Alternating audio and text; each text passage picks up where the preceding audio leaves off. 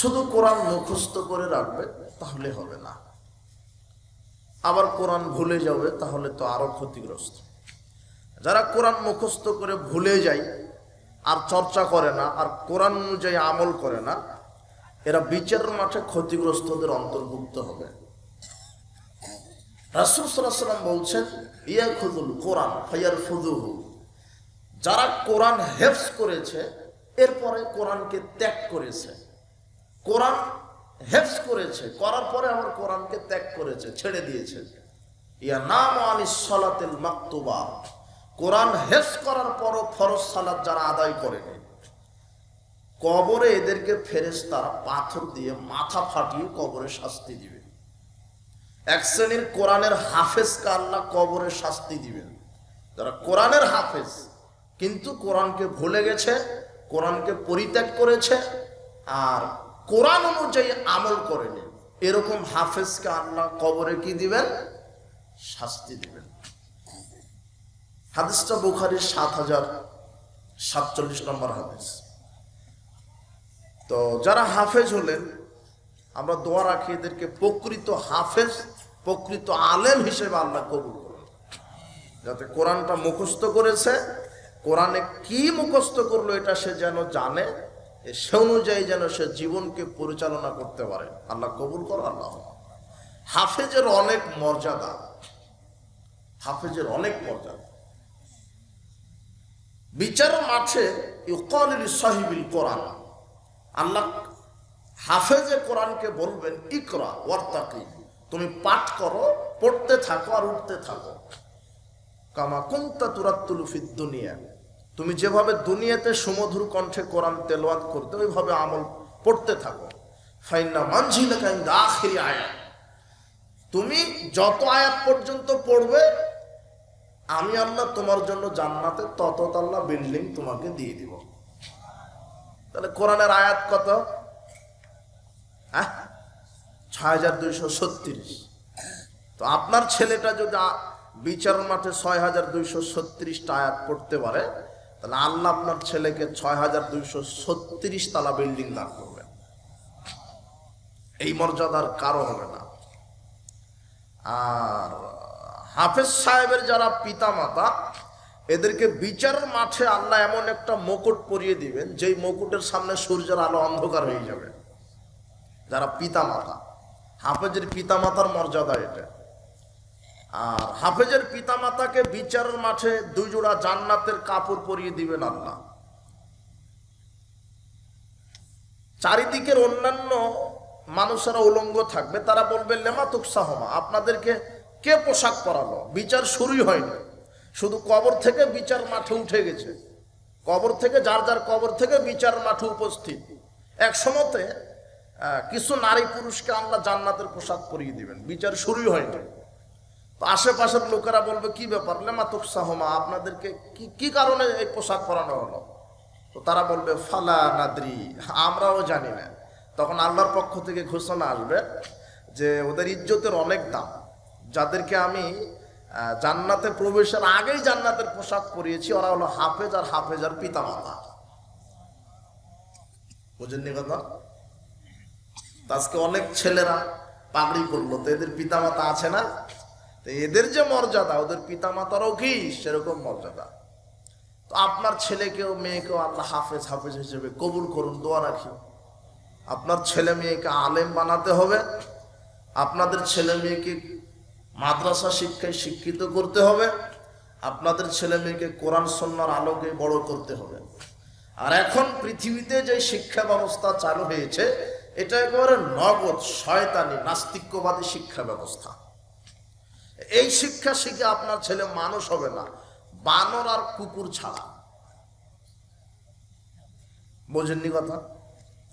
এই শিক্ষা শিখে আপনার ছেলেটা সালাম দিতে শিখতে পারবে না।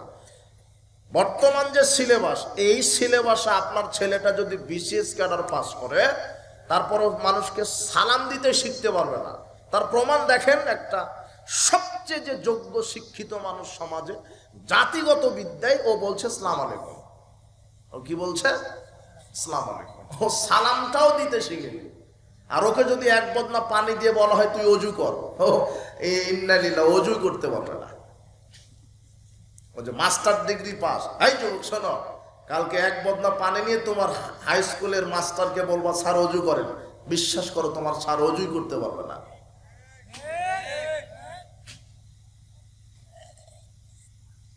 আর এখনকার যে শিক্ষা ব্যবস্থা টোটালি নাস্তিক্যবাদী। এখন নাকি ক্লাসে ছেলে মেয়েকে সপ্তাহে 2 দিন না 1 দিন কিভাবে বেশ্যাগিরি করা লাগবে তার ট্রেনিং দেওয়া হয়, যে কিভাবে নাচবে, যে যত নাচতে পারবে শিক্ষক তাকে তত নম্বর দিবে।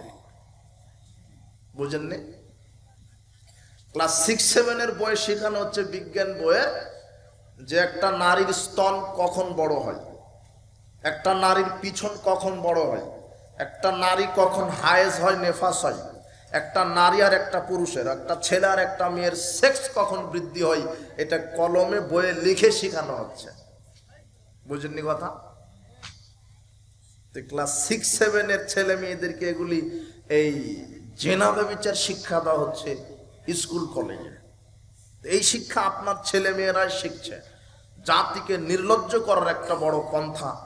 শয়তান আগেই বুঝেছে যে মুসলিম জাতিকে ধ্বংস করতে হলে মুসলিমদের আগে শিক্ষা ব্যবস্থাকে ধ্বংস করতে হবে।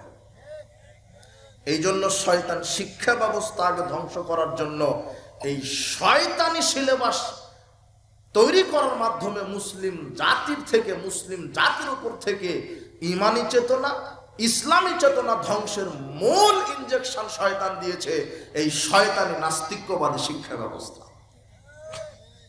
বুঝেছেন? যেটা আপনার ছেলে মেয়ে শিখছে। গান বাজনা শিখাতে হবে ওকে, ব্যভিচার শিখাতে হবে। আর বই পুস্তকে যে মেয়েদের ছবি আছে একেবারে ল্যাংটা পোশাক পরা, যাতে ওটা দেখে ওর ল্যাংটা পোশাক পরে। আর একাকার শিক্ষক, ছাত্রী, ছাত্র সবাই এক মঞ্চে উঠে নাচানাচি গান বাজনা করছে। ক্লাস 9-10 এর ইন্টারমিডিয়েটের যে একটা মেয়ে, যাকে 2-3 বছর আগে বিবাহ দিলে 3টা সন্তানের মা হতো, এমন মেয়ে মঞ্চে উঠে নাচানাচি করছে ল্যাংটা পোশাক পরে, তার সাথে শিক্ষকেরাও নাচে। শিক্ষক ছাত্রীর হাত ধরে নাচানাচি করছে, আর ওই ছাত্রীর বাপটা নিচের চেয়ারে বসে আছে, আরো শিক্ষক আছে, চতুর্দিকে চেয়ার, মাঝখানে মঞ্চ তৈরি করে ছাত্র, ছাত্রী, শিক্ষক সবাই নাচানাচি করছে। নগ্ন উলঙ্গ নারী নাচানাচি করছে, বেহায়াপনা গান বাজনা দিয়ে নাচানাচি করছে। আর ওই পাশ আর একজন শিক্ষককে বলছেন, স্যার ওই যে আমার মেয়েটা দেখেন, ওই যে লম্বা ফারসা মেয়েটা আমার, ওই যে খুব সুন্দর ড্যান্স করছে, নাচতে, দেখেন ওই যে ফারসা, ওইটা ওইটা একটু দোয়া করে দেন যাতে করে ভালো করে বেশ্যাগিরি করতে পারে। তখন এই স্যার আবার বলছে আলহামদুলিল্লাহ, এও দোয়া মাইরে দিল। মানে এ তো আর জানে না যে কোথায় কি বলা লাগবে। বোঝেননি কথা? এমনিতেই মাস্টার ডিগ্রি পাস, না হলে এ বেতন বাড়ানোর জন্য আন্দোলন করতে পারে, আর দেশে বেশ্যাগিরি নীতি থামানোর জন্য আন্দোলন করে না। ও 3 দিন অনশনে থাকে, না খেয়ে থাকে, ও বেতন বাড়াবো। আর বলছে যে বুরখা পরে ক্লাসে ঢোকা যাবে না, গান বাজনা বাধ্যতামূলক, বানরবাদ বাধ্যতামূলক, নাস্তিক্যবাদ বাধ্যতামূলক। এর পিছনে আন্দোলন করে না, মানে এই সব প্রায় এই নাস্তিকের ধারে ছোঁয়ায় থেকে থেকে এরা নাস্তিকই হয়ে গেছে। এক একটা মাসে মাত্র 30-40 হাজার টাকা পাবো, চিন্তা করছে চাকরি চলে গেলে বউ সালকে খাওয়াবো কি, আর ভিক্ষা করবি, তাও বাতিলের সাথে মাথা নত হবে না। এটা হলো মুসলমানের আদর্শ। কেউ কিছু বলে না, চুপটি মেরে বসে আছে। কারা কথা বলছে? যাদের চাকরি নাই, যে আলেম ওলামাদের চাকরি নাই তারা শুধু কথা বলছে। আর যে চাকরি করছে ও বাতিলের বিরুদ্ধে কথা বলবে না। কেন? ও যে চাকরি চলে যাবে, ও মনে করেছে রিজিকের মালিক হলো এই দেশের মোড়লেরা। রিজিকের মালিক কে? আল্লাহ।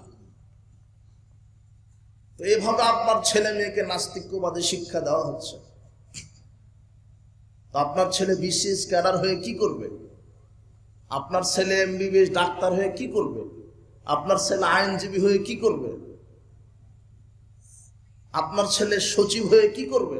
যদি আপনার ছেলের কাছে দিন শিক্ষা না থাকে, যদি আজানের পরে 5 ওয়াক্ত সালাতে আদায় না করে, যদি হালাল রুজি ভক্ষণ না করে, এই শিক্ষার কোনো দাম আছে?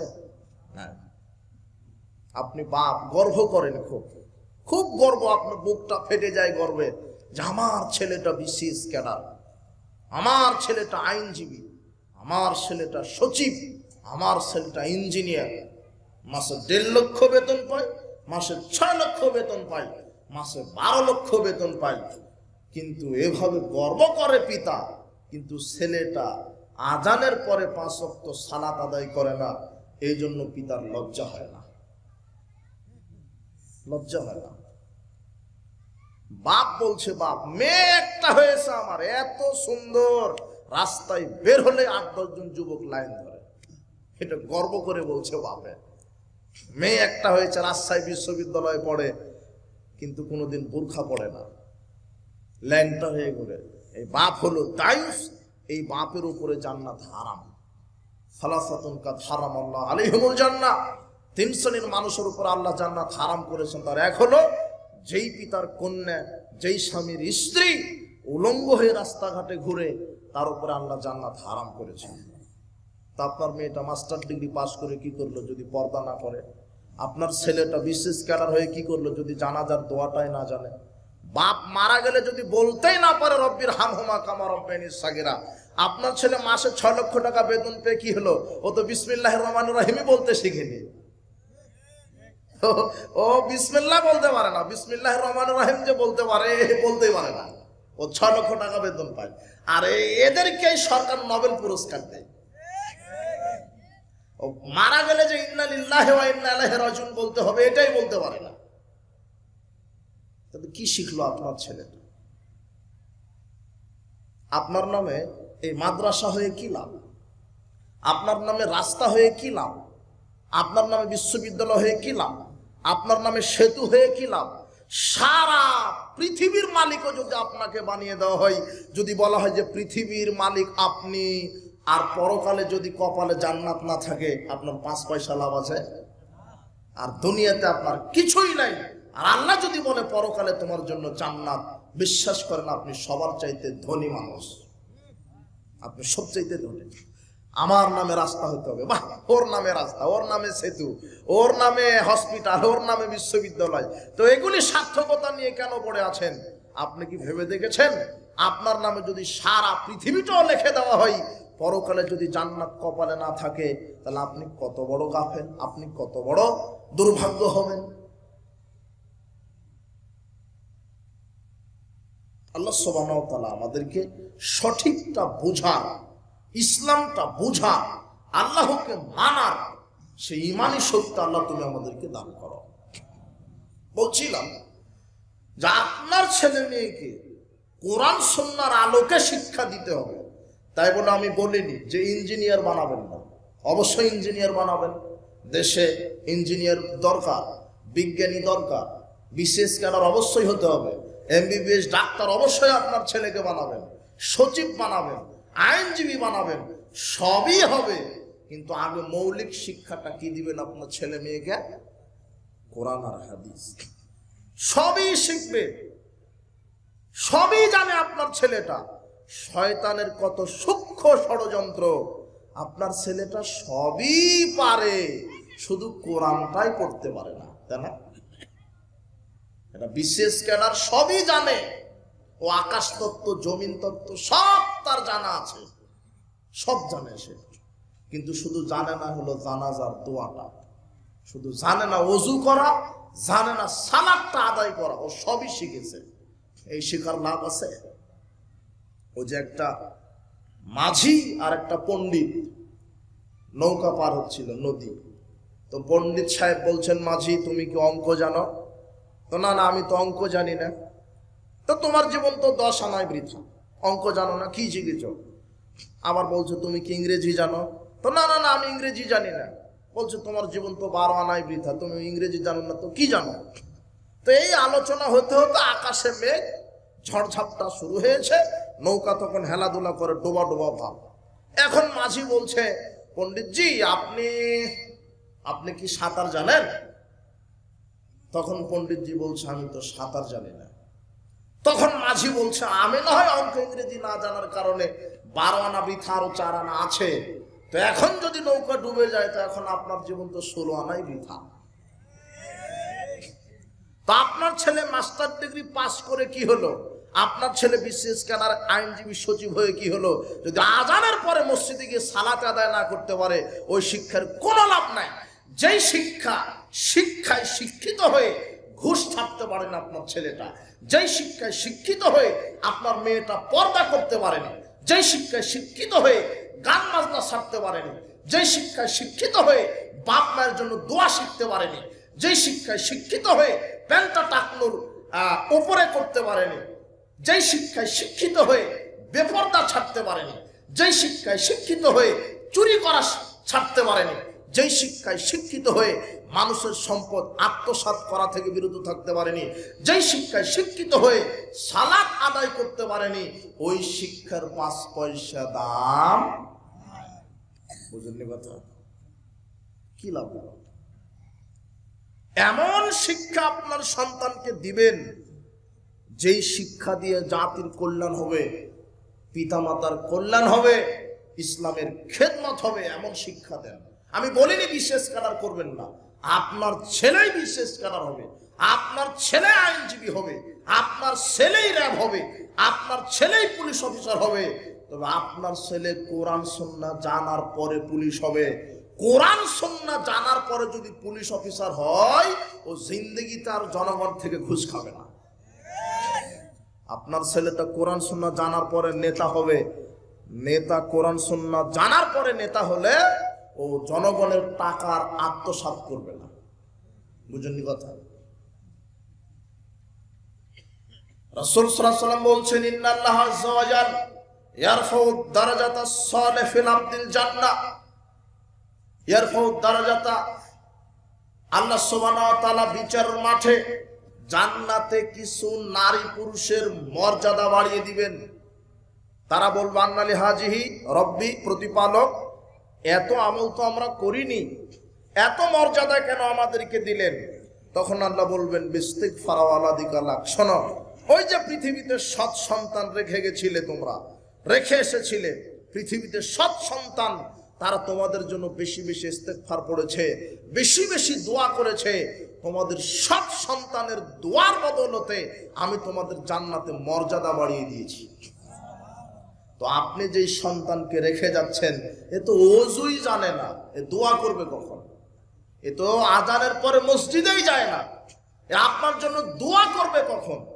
বুঝেননি কথা? মানুষ মারা গেলে 3টা আমলের নেকি তার কবরে যেতেই থাকে।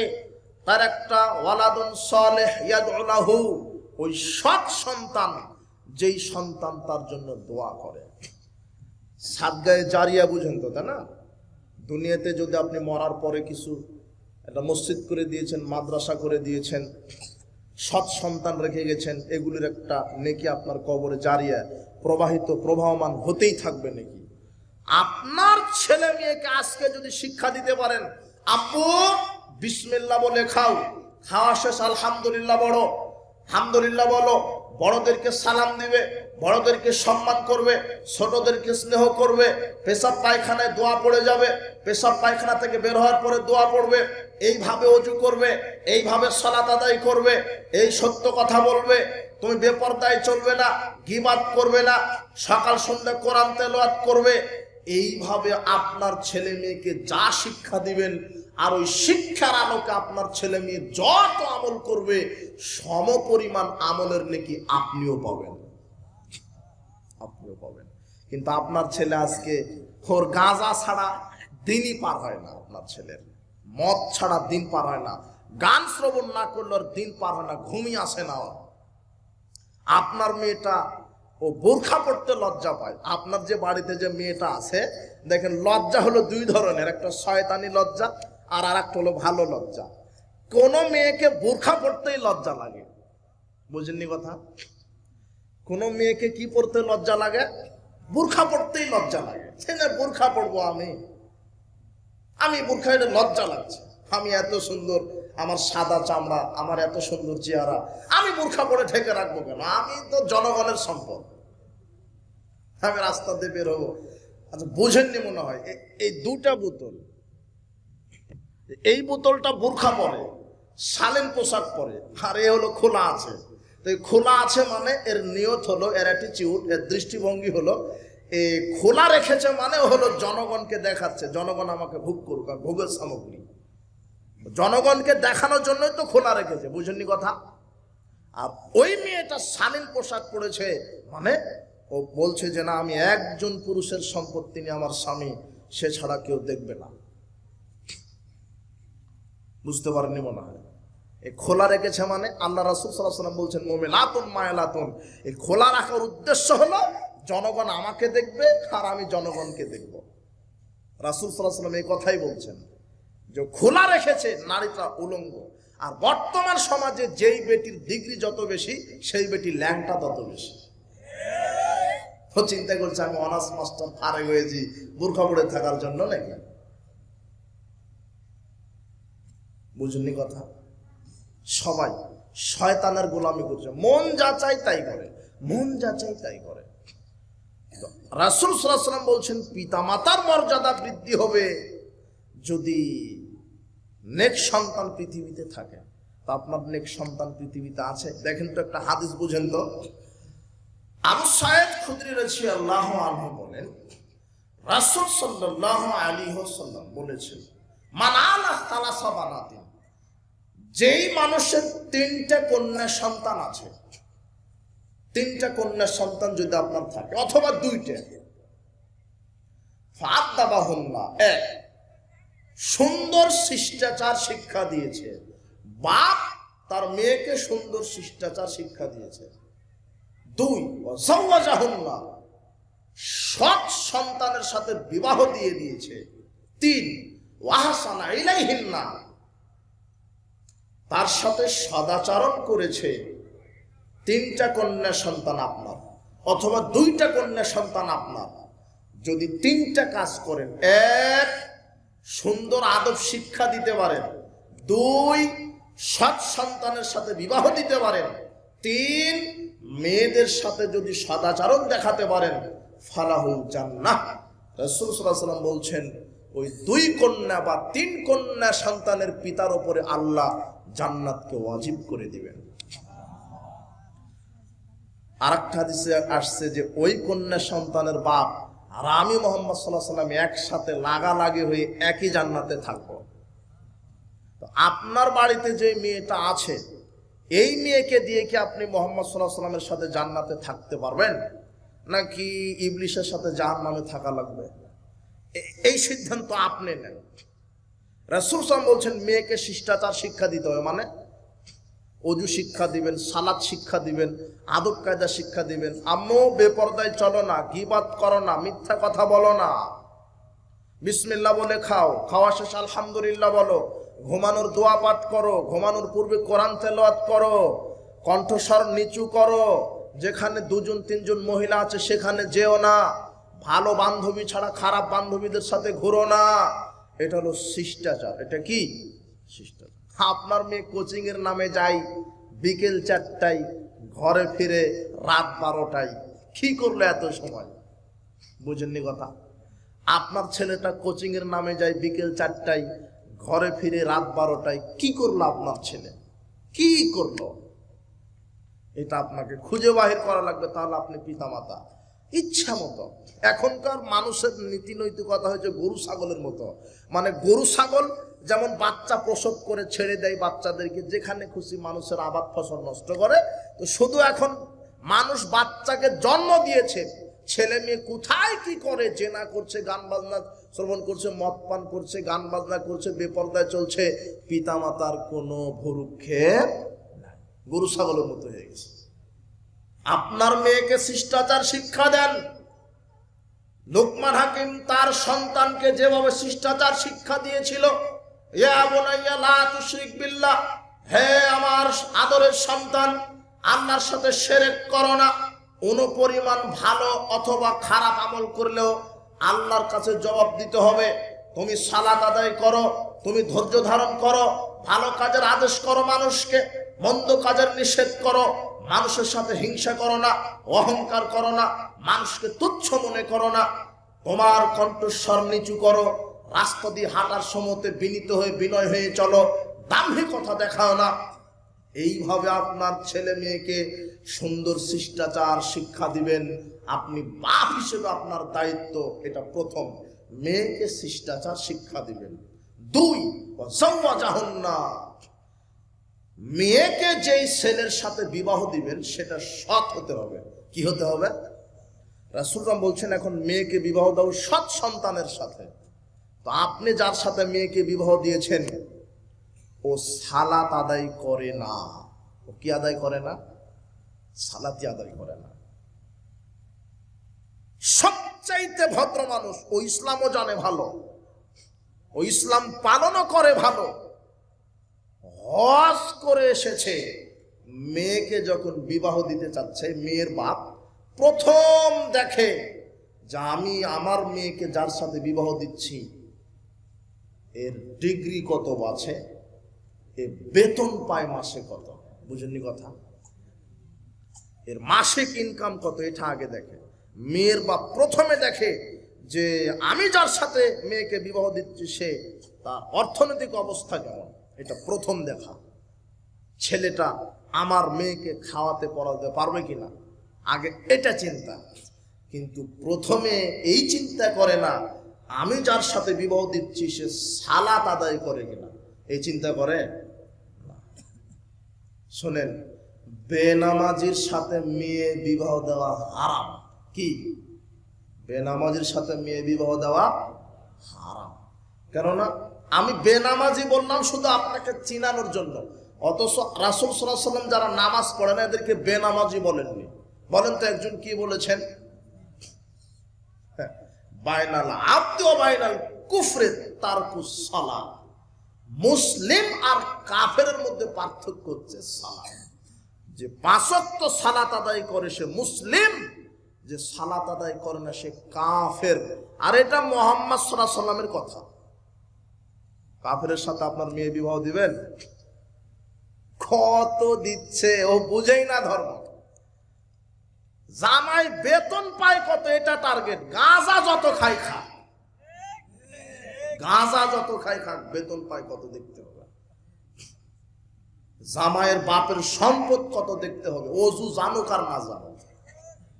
বুঝেননি কথা? মেয়েকে শিষ্টাচার শিক্ষা দিবেন, সৎ সন্তানের সাথে বিবাহ দিবেন।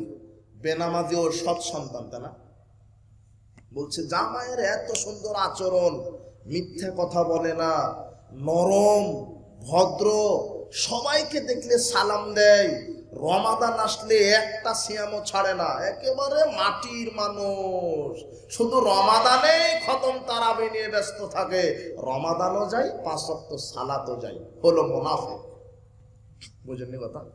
জামাই একটা পেয়েছে, খুব নম্র ভদ্র, সত্য কথা বলে, মিথ্যা বলে না, হালাল খায় হারাম খায় না, কিন্তু নামাজ পড়ে না। ও সৎ না? বেনামাজি সৎ না? তো সৎ হলে তো সালাত আদায় করতে হবে। বুঝেননি কথা? তাহলে আপনার ছেলে মেয়েকে সঠিক শিক্ষা দিবেন।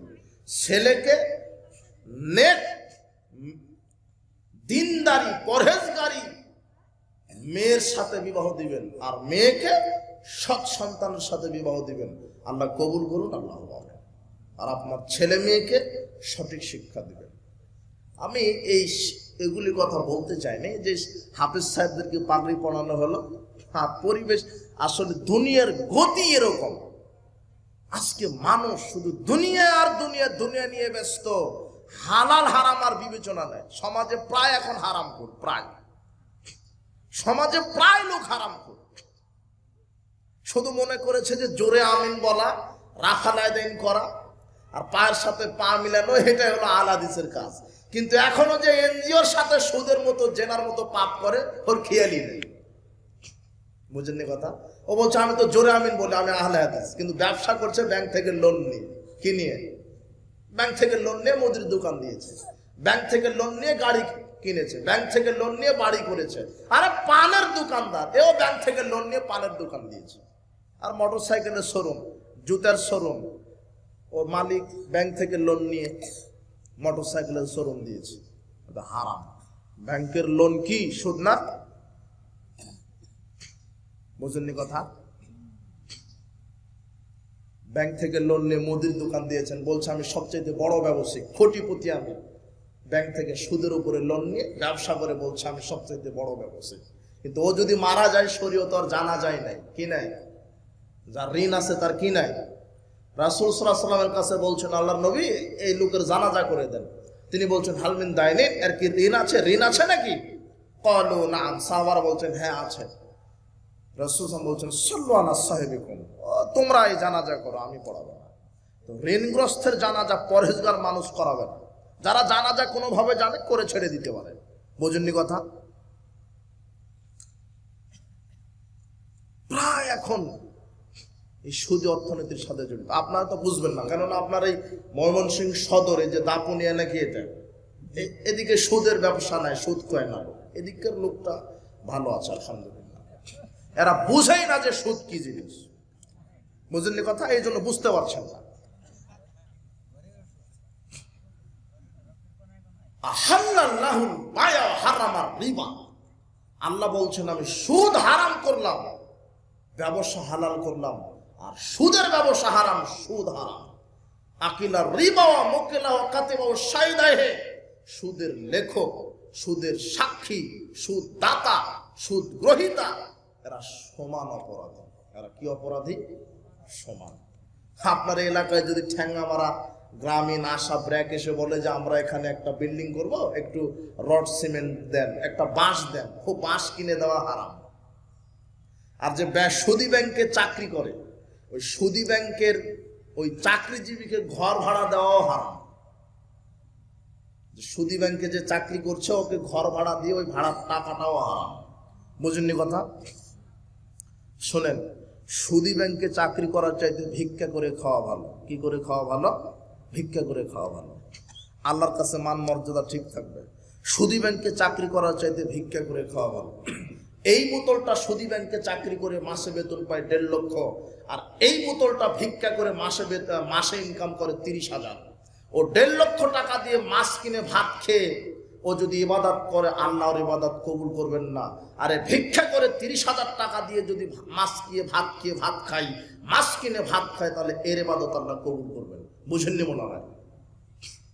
কেন হলো হারামখোর আর হালালখোর। তার মানে সুদী ব্যাংকে চাকরি করার চাইতে কি করা ভালো বললাম? ভিক্ষা করা ভালো। তাই বললাম ভিক্ষা করতে বলিনি, ওটা আমার তো একটা গতি। আমি বলছি যে আপনি ব্যবসা করেন, হালাল ব্যবসা। না হলে মানুষের বাড়িতে কাজ করেন, কাজ করে করে টাকা পয়সা ইনকাম করে ভ্যান কিনবেন, অটো কিনবেন, তারপরে ভাড়া খাটাবেন, তারপরে বড় ব্যবসা করবেন আস্তে আস্তে। রাতারাতি ব্যাংক থেকে লোন নিয়ে গাড়ি বাড়ি করছেন কেন? আপনার তো জানা যায় না। বুঝেননি কথা? খুব সমাজে দাম্ভিকতা দেখাতে চাচ্ছেন আমি খুব টাকার মালিক। তো ঋণ আছে যে ব্যাংকে, হাজার হাজার লক্ষ লক্ষ টাকা ঋণ। এই ঋণের বোঝা নিয়ে মারা যাচ্ছে। শহীদদের সব পাপ আল্লাহ ক্ষমা করেন। কোন পাপ ক্ষমা হয় না? ঋণ। ঋণ এত খারাপ, সুদ এত খারাপ। সুদের পরিণতি হলো ধ্বংস, সুদের পরিণাম হলো ধ্বংস। সুদ হারাম। আপনি বলছেন যে ব্যাংকের কারবার আমি করি না। এইদিকে জমি বন্ধকের ব্যবসা আছে নাকি? জমি বন্ধক আছে? হ্যাঁ, জমি বন্ধক বুঝেন? আমাদের রাজশাহীতে আমরা বলি কট। মানে আপনার 1 বিঘা জমি আমি 3 লক্ষ টাকা দিয়ে নেব, টাকা যতদিন ফেরত দিবেন না জমি আমি ততদিন ভোগ করব। হ্যাঁ, এটা হলো হারাম। এটা হলো অরিজিনাল সুদের ব্যবসা। সুদ এটা হারাম। আমি যে 3 লক্ষ টাকা দিয়ে আপনার জমিটা নিলাম, ওই জমিতে ফসল ফলিয়ে ওই ফসল বিক্রি করে যদি আমি হজ করতে যাই, তাহলে হজ আমার বাড়িতেই থাকবে, এয়ারপোর্ট পর্যন্তও যাবে না। বোঝেননি মনে হয়? সুদ হারাম।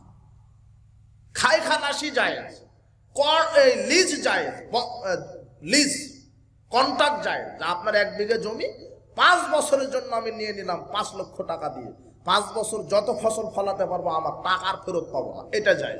বুঝেননি কথা? কিন্তু টাকা টাকায় থেকে যাচ্ছে। 40 বছর ধরে জমি আছে, ও খাচ্ছে, লোকটা টাকাও ফেরত দিতে পারে না, জমিও ফেরত পায় না। না এরকম? এটা জুলুম, এটা হারাম। সকালে লেনদেন কাট করবেন, বাঁচার কোনো পথ নেই। হারাম, সমাজে প্রায় হারাম, প্রায় এই সুদী ব্যবসার সাথে জড়িত। ময়মনসিংহ সদর, এই যুবক শোনো, তুমি মোটর সাইকেল কিনতে গেছো ময়মনসিংহ সদরে, মোটর সাইকেলের শোরুমে ঢুকে বলছে যে নগদে নিলে 1.5 লক্ষ টাকা আর কিস্তিতে নিলে 1,70,000 টাকা, তোমার মোটর সাইকেল হারাম। কি বুঝলে তুমি? বোঝনি মনে হয়। বুঝতে পারো কি তুমি? তোমার বাপ ফ্রিজ কিনতে গেছে তোমার এই দাপুনিয়া বাজারে, তো ফ্রিজের মালিক বলছে যে নগদ নিলে 30,000 আর কিস্তিতে নিলে 40,000, তোমার ওই বাপের ফ্রিজ হারাম। তুমি কিস্তিতে মোটর সাইকেল কিনলে কেন? ভিক্ষা করে করে নগদ টাকাতে মোটর সাইকেল কিনবা পারবা না? আবার বলছে যে শ্বশুর মোটর সাইকেল দিয়েছে, ও কত বড় কাপড়, ও মানুষের কাছে গিয়ে বলছে যে এটা আমার শ্বশুর দিয়েছে। ওর ব্যক্তিত্ব বলে কিছুই নাই, ওর লজ্জা ঘৃণা, রাজশাহীতে বলে পিত, ওর লজ্জা ঘৃণা পিত কিছুই নাই, বলছে শ্বশুর দিয়েছে। আরে তুমি ভিক্ষা করে যদি কিনতে তাহলে একটা মর্যাদা থাকতো, তুমি কি লজ্জায় বলো যে শ্বশুর দিয়েছে? ও আরো বেশি, ও শ্বশুর আর কেউ পায়? আমি একমাত্র অরিজিনাল একেবারে ডিজিটাল ভিক্ষুক, শ্বশুর আমাকে দিয়েছে। বুঝলেন কথা? শ্বশুরের কাছ থেকে তুমি নিবে গেল। আজকে তওবা করো যে বিবাহ করব, আমি শ্বশুরের কাছ থেকে কিছু যৌতুক নিব না, আর যারা নিয়েছেন সকালে ফেরত দিবেন। তাহলে এটা হলো পুরুষের কাজ। সব জায়গাতে হারাম। এই ঘুষখোর আছে, দুর্নীতিবাজ আছে, সুদখোর আছে, মদখোর তো ঘরে ঘরে মদখোর আছে, নাই? সুদখোর না হয় নাই, মদখোর না এদিকে মদখোর। আর মদ মানে কি? ইয়াবা না, ফেন্সিডিল না, ওগুলো তো মদ সবাই জানে, কিন্তু আমরা বুঝাতে পারছি না যে জর্দাটা মদ, এটাই বুঝাতে পারিনি এখনো। সিগারেট যে মদ, বিড়ি যে মদ, গুল, আলা পাতা, জর্দা, এগুলি যে মদ, এগুলোই বুঝাতে পারিনি, অথচ সেগুলি হারাম। আল্লাহ সুবহানাহু ওয়া তাআলা বলছেন ইন্নামাল খামরু, আমি মদ হারাম করলাম। আল্লাহ কি হারাম করলেন? মদ। আল্লাহ মদ হারাম করলেন। মদ হারাম। কোরআন হাদিসে কোথাও মদের নাম লেখা নাই এইটা মদ। ইয়াবা খামরু, ইয়াবা মদ। গাঁজা খামরু, গাঁজা মদ। হেরোইন খামরু, হেরোইন মদ। এভাবে লেখা আছে কোরআন হাদিসে? নাই। কোরআন হাদিসে কোনো মদের নাম নাই। শুধু আল্লাহ বলেছিলাম মদ হারাম করলাম। তো মদ কোন জিনিসটা মদ, এটা কে বলে দিবে বলেন তো? হ্যাঁ, আরে রাসূল সাল্লাল্লাহু আলাইহি ওয়াসাল্লাম বলবেন। বুঝেননি কথা? সালাত ফরজ, 5 ওয়াক্ত সালাত ফরজ, কোন ওয়াক্তে কয় রাকাত কিভাবে পদ্ধতি কে বলে দিয়েছেন? যাকাত ফরজ, কাকে দিতে হবে, কখন দিতে হবে, কি পরিমাণ দিতে হবে, কে বলে দিয়েছেন? বুঝেননি কথা? আচ্ছা, তাহলে মদ কোন জিনিস আমি বলিনি, যা আমি অন্তত কথা বলতে এদিক ওদিক করতে পারবেন না। আপনি তো আহলে হাদিস এলাকার মানুষ, বুঝেন। রাসূল সাল্লাল্লাহু আলাইহি ওয়াসাল্লাম বলে দিবেন কোন জিনিসটা মদ। রাসূল সাল্লাল্লাহু আলাইহি ওয়াসাল্লাম বলছেন কুল্লু মুসকিরিন খামরুন, প্রত্যেক ওই জিনিসটা মদ যেই জিনিসের ভিতরে নেশা আছে। কি আছে? নেশা। যার ভিতরে কি আছে? নেশা। ওই বস্তুটাই মদ যার ভিতরে কি আছে? নেশা। মদের কোনো নাম নেওয়া হয়নি, শুধু বলা হয়েছে যেই বস্তুর ভিতরে কি আছে? নেশা। যেটা খেলে মানুষের নেশা হয়, যেটা খেলে মানুষের কি হয়? নেশা হয়। মানুষের বিবেক ঠিক থাকে না, মস্তিষ্ক বিকৃত ঘটে, মানুষের জ্ঞান বুদ্ধি লোপ পায়। এটা হলো মদ। আর কুল্লু খামরিন হারাম, প্রত্যেক মদই হলো হারাম। প্রত্যেক নেশাদার বস্তু মদ, প্রত্যেক মদ হলো হারাম। যেটা খেলে নেশা হয়। এখন এই যুবক, তুমি বলতে পারো, কি বলেন হুজুর? আপনি বললেন যেটা খেলে নেশা হয়, মানুষের মস্তিষ্ক ঠিক থাকে না, জ্ঞান বুদ্ধি ঠিক থাকে না, এটা মদ, যার ভিতরে নেশা আছে। তো আমি তো খাই জর্দা, আমি তো খাই সিগারেট, আমি তো খাই বিড়ি, তো আমার তো নেশা হয় না, তার মানে এগুলি মদ নয়। রাসূল সাল্লাল্লাহু আলাইহি ওয়াসাল্লাম কি বলেছেন? রাসূল সাল্লাল্লাহু আলাইহি ওয়াসাল্লাম বলছেন, মাসকারা কাসিরুহু ফাকালিলুহু হারাম। যেই জিনিসটা বেশি পরিমাণ খেলে বিবেকের ক্ষতি হবে, তার অল্পটাও কি? যেটা বেশি খেলে বিবেকের ক্ষতি হয়, তার অল্পটাও কি? হারাম। তো তোমার দাদা, তোমার হুজুর জর্দা খায়, তাই না? খায় না? খায়। পানের সাথে খায়, তো 2 গ্রাম 1 গ্রাম খায়, তাই বুঝতে পারে না যে এটার ভিতরে নেশা আছে কিনা। তোমার ওই দাদাকে, তোমার ওই হুজুরকে 150 থেকে 200 গ্রাম জর্দা একবারে খাইয়ে দেখো, বিশ্বাস করো তোমার হুজুর আর সূরা ফাতিহা পড়তে পারবে না। বুঝলেন? তাহলে যেটা খেলে, বেশি খেলে বিবেকের ক্ষতি হয়, তার অল্প খাওয়াটা কি? হারাম। জর্দা বেশি খেলে ওর ভিতরে মাদকতা আছে, নেশা আছে, জর্দা হারাম। আর ওই জর্দাটা, ওই জর্দার মশলাটাই সিগারেটের ভিতরে ঢুকানো থাকে, বিড়ির ভিতরে ঢুকানো থাকে। যারা পান খায় তারা তো চিবিয়ে খায়, যারা সিগারেট খায় তারা কি করে খায়? পুড়িয়ে খায়, তাই না? আর এই হারামখুর, এই মদখুর এত খারাপ, এই বিড়িখুর, সিগারেটখুর, জর্দাখুর, গুলখুর, এই এত খারাপ, এত খারাপ, এই 2 পাওয়া জানোয়ার এত খারাপের খারাপ, 4 পায়ার চাইতেও খারাপ। কেমন করে? এদের রুচি নাই। এই যারা সিগারেট খুর, বিড়ি খুর, জর্দা খুর, এদের কি নাই? রুচি নাই। কাউকে দেখেছেন পৃথিবীর কোন একটা খাবার মানুষ টয়লেটে পায়খানায় বসে খেয়েছে? হ্যাঁ, দেখেছেন? দেখেননি? কিছু খায় না, গর্বের সাথে বলছে সিগারেট খায়, বিড়ি খায়। তাহলে বুঝেছেন যে ওর কার সাথে কানেকশন? হ্যাঁ, আপনি খাবেন, 1 প্লেট ভাত দেওয়া হয়েছে, টয়লেটের ভিতরে খাবেন? রাজি হবেন না আপনি। আর ও রাজি না ভাই, ও খাওয়ার জন্য টয়লেটই খুঁজে। ও কত বড় কুরুচি তার। একটা গরুর হোশ আছে, গরুর হোশ আছে, হোশ বুঝেন? আমার এক উস্তাদ বলতেন, যার আছে হোশ তার নাম মানুষ, যার আছে কি হোশ তার নাম কি? মানুষ। এখন বলবেন তাহলে গরুর তো হোশ আছে, গরুও মানুষ, তোর নামই তো গরু। কিন্তু মানুষ এর হোশ না থাকলে আল্লাহ একে শুধু বলেছেন দেখতে মানুষ। আল্লাহ বলছেন, লাহুম কুলুবুল লা ইয়াফকাহুনা বিহা, যাদেরকে অন্তর দিয়েছি, বিবেক দিয়েছি বোঝার জন্য, যাদের চোখ দিয়েছি দেখার জন্য, যাদের কান দিয়েছি শোনার জন্য, এরপরও চোখ দিয়ে কান দিয়ে শুনে না, দেখে না, বুঝে না।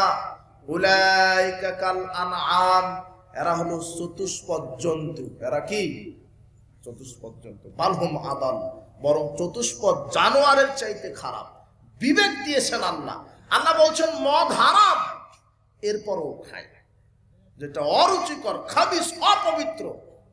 গরুর হোশ আছে মানে, এই মাঠে গরুকে নিয়ে আসেন, এই ঘাসটা কামড়ে কামড়ে খাবে গরু, কিন্তু খেতে খেতে তার মুখের সামনে কিছু ঘাস পড়বে, উর্বর ঘাস, সতেজ ফ্রেশ ঘাস, ওটাই আর খাবে না।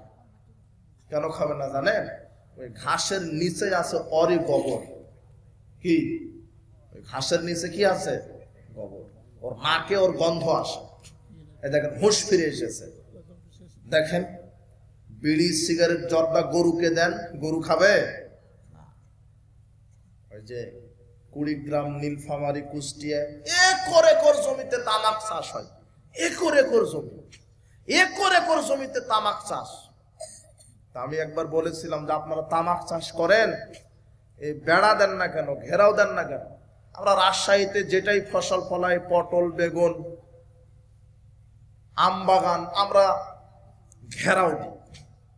তো ওরা বলছে যে ঘেরাও বেড়া, বেড়া বুঝেন না? বেড়া আপনারাও তো দেন, পটল বেগুন লাগালে বেড়া দেন না? তোরা বলছে এই তামাকে বেড়া দিতে হয় না, তামাক খেতে। এটা গরুয়ে খায় না, এটা ছাগলে খায় না, এটা শুয়োরে খায় না, এটা বানরে খায় না, এটা কুকুরেও খায় না। কে খায়? হ্যাঁ, বুঝলেন কথা? কত মানসারাবাল খামরা ও সাকিরা লাম তুকবাল্লাহু সালাতুন আরবানা সালাহান, যে একবার মাদকতা মুখে দিবে তার 40 দিনের কোন ইবাদত আল্লাহ কবুল করবেন না। আর পৃথিবীতে কোন পাপীকে রাসূল সাল্লাল্লাহু আলাইহি ওয়াসাল্লাম 40টা করে জুতা বাড়ি দেন না। কোন পাপী নাই। সুদ এত খারাপ, তারপরে সুদখুরকে 40টা জুতা বাড়ি মারেন। জেনা এত খারাপ, জেনাকারকে 40টা জুতা পিটা করেন। কিন্তু এমন কিছু ভিআইপি পার্সন আছে, এদেরকে রাসূল সাল্লাল্লাহু আলাইহি ওয়াসাল্লাম এই পাপ করলেই কয়টা করে জুতা পিটা করতেন? 40টা। সেটা কি পাপ? এই মদ, এই বিড়ি, সিগারেট, জর্দা, ইয়াবা, গুল, ফেন্সিডিল, এগুলি মদ। বাংলাদেশে যদি শরীয়ত অনুযায়ী এই রাষ্ট্র চলতো, তাহলে কোন সিগারেট খুর জুতার বাড়ি না খেয়ে থাকতে পারত না। আর আপনার এলাকাতে যার ডিগ্রি যত বেশি, তার সিগারেট তত দামি বেশি।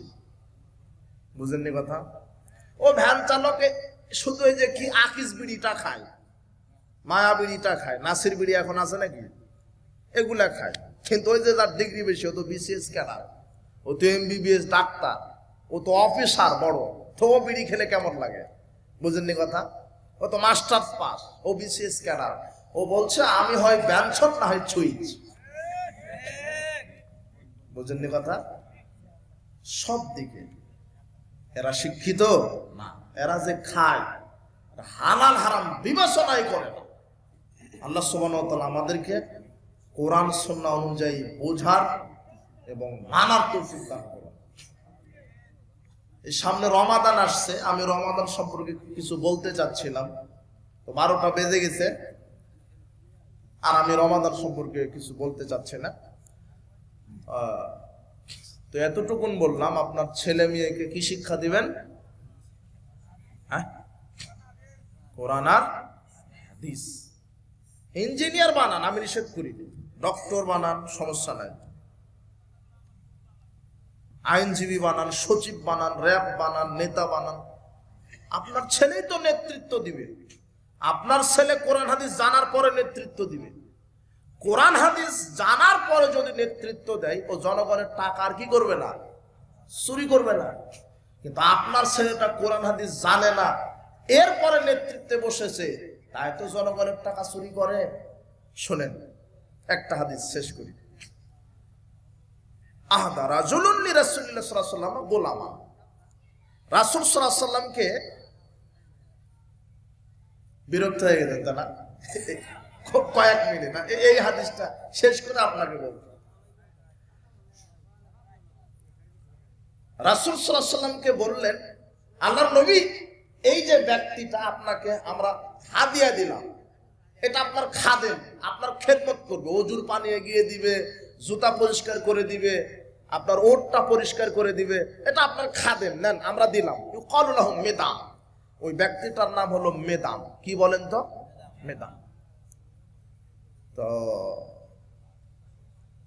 আহাদা রাজুলুন লিরাসূলিল্লাহ সাল্লাল্লাহু আলাইহি ওয়াসাল্লাম ইয়াহুত্তু রাহালান লিরাসূলিল্লাহ সাল্লাল্লাহু আলাইহি ওয়াসাল্লাম, তো একদা মেদাম রাসূলের ওই হাওদাটা পরিষ্কার করছিলেন, কাপড় দিয়ে পরিষ্কার করছিলেন, যেখানে বসে রাসূল সাল্লাল্লাহু আলাইহি ওয়াসাল্লাম, ওঠের পিঠের উপরে হাওদা থাকে, ওখানে বসে, ওটা পরিষ্কার করছিলেন।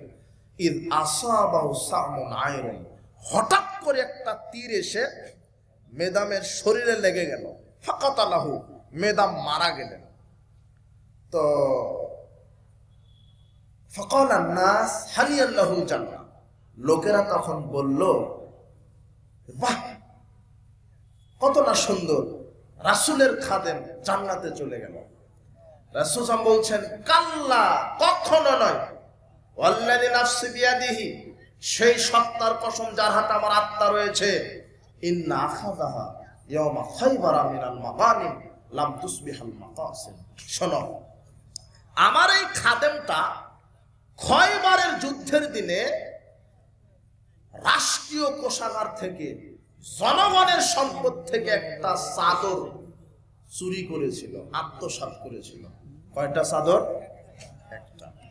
তাশতাইনু আলাইহি নারান, একটা চাদর চুরি করার কারণে আল্লাহ তাকে জাহান্নামের আগুনে ঝলসিয়ে দিচ্ছেন, তার উপরে জাহান্নামের আগুনকে উত্তপ্ত করা হচ্ছে। ফালাম্মা সামিয়া যালিকান নাস, এই কথা যখন আরো কিছু জনগণ শুনলেন, যা রাসূলুন ইলান নবী সাল্লাল্লাহু আলাইহি ওয়াসাল্লাম শিরাকিনা ও শিরাকায়নে, একজন ব্যক্তি রাসূল সাল্লাল্লাহু আলাইহি ওয়াসাল্লামের কাছে একটা সুতা অথবা একটা জুতার ফিতা নিয়ে এসে বলছেন, আল্লাহর নবী, আমি একটা জুতার ফিতা আত্মসাৎ করেছি রাষ্ট্রীয় কোষাগার থেকে, তবু কি জাহান্নাম? তিনি বলছেন, শিরাকুম মিন্নার আও শিরাকানে মিন্নার, একটা জুতার ফিতা চুরি করো আর দুইটা জুতার ফিতা চুরি করো, জনগণের সম্পদ থেকে যা তুমি আত্মসাৎ করবে, পরিণাম জাহান্নাম হবে।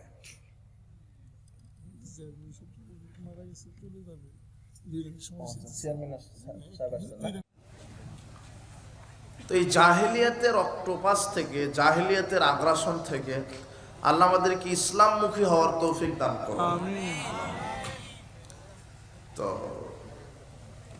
আমরা বলছিলাম যে রাসূল সাল্লাল্লাহু আলাইহি ওয়াসাল্লামের কাছে এক ব্যক্তি এসে বলছেন, আমি একটা জুতার ফিতা আত্মসাৎ করেছি। তিনি বলছেন, একটা ফিতা আত্মসাৎ করো আর দুটা ফিতায় আত্মসাৎ করো, পরিণাম জাহান্নাম হবে। তাহলে আপনি ক্ষমতায় গিয়ে যদি মানুষের জায়গা জমি অন্যায়ভাবে দখল করেন, পরিণাম কি হবে? জাহান্নাম। যদি মানুষের, জনগণের টাকা যদি আপনি চুরি করেন, রাষ্ট্রের সম্পদ যদি আপনি চুরি করেন, আত্মসাৎ করেন, যে যেখানে আছেন দায়িত্বশীল, তাহলে পরিণাম জাহান্নাম হবে। কাজী জনগণের সম্পদ জনগণকে ফিরিয়ে দিতে হবে, এই জন্য আপনারা হারাম খাবেন না। আজকের ইসলামী সম্মেলন থেকে আমরা কয়েকটা নসিহা করে যাব আপনাদেরকে, এটা মেনে চলবেন ইনশাআল্লাহ। কয়েকটা নসিহা। তার এক নাম্বার নসিহা হলো, যে কোনো মূল্যে 5 ওয়াক্ত সালাত, যে কোনো মূল্যে 5 ওয়াক্ত সালাত আদায় করতেই হবে। আল্লাহ তুমি কবুল করো, আল্লাহ আমিন। যে কোনো মূল্যে 5 ওয়াক্ত সালাত যে আদায় করে না, বিশ্বাস করেন মুসলিম না। আমি যে মুসলিম এর প্রমাণ, এর সার্টিফিকেট হলো আমার দৈনিক 5 ওয়াক্ত সালাত আল্লাহকে সন্তুষ্ট করার জন্য আদায় করতে হবে, তাহলেই আমি কেবলমাত্র মুসলিম, না হলে আমি মুসলিম না। বিশেষ নসিহা 5 ওয়াক্ত সালাত। 5 ওয়াক্ত সালাত আপনার কোনো ওজুর দেখে না, কোনো ওজুর দেখবে না। অজু করে সালাত আদায় করবেন, পানি নাই, তাহলে কি করবেন? তায়াম্মুম করবেন।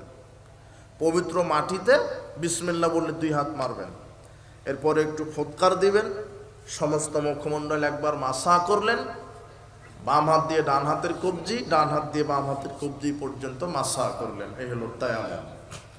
তাহলে অজু করে সালাত আদায় করতে হয়, অজু করার পানি নেই, তায়াম্মুম করবেন। তায়াম্মুম করার মাটিও নাই, তাও বিনা অজু, বিনা তায়াম্মুমে সালাত আদায় করতে হবে, তবুও সালাত ছাড়া যাবে না। দাঁড়িয়ে পড়তে পারেন না, বসে পড়বেন। বসেও পারেন না, শুয়ে শুয়ে ইশারাতে পড়বেন। শুয়ে কিভাবে সালাত আদায় করে? দুই পাটা কেবলার দিকে দিয়ে দিবেন, দিয়ে শুয়ে যাবেন, ইশারাতে সালাত। আল্লাহু আকবার, আউযুবিল্লাহ, বিসমিল্লাহ বলে সূরা ফাতিহা, অন্য একটি সূরা, আল্লাহু আকবার, সুবহান রাব্বিয়াল আলা। আপনি শুয়ে আছেন, কিন্তু এখন কোথায় আছেন? সুবহান রাব্বিয়াল আযীম। কোথায় আছেন? রুকুতে। সামি আল্লাহু লিমান হামিদা, আল্লাহুম্মা রাব্বানা লাকাল হামদ, আল্লাহু আকবার, সুবহান রাব্বিয়াল আলা। এখন কোথায়? আপনি কিন্তু শুয়ে আছেন, তাই না? ইশারাতে সালাত, তবুও সালাত। দাঁড়িয়ে সালাত আদায় করতে পারেন না, বসেও পারেন না, শুয়ে, তবুও সালাত আদায় করতে হবে। পরিষ্কার পোশাক নাই, অপবিত্র পোশাকেই সালাত।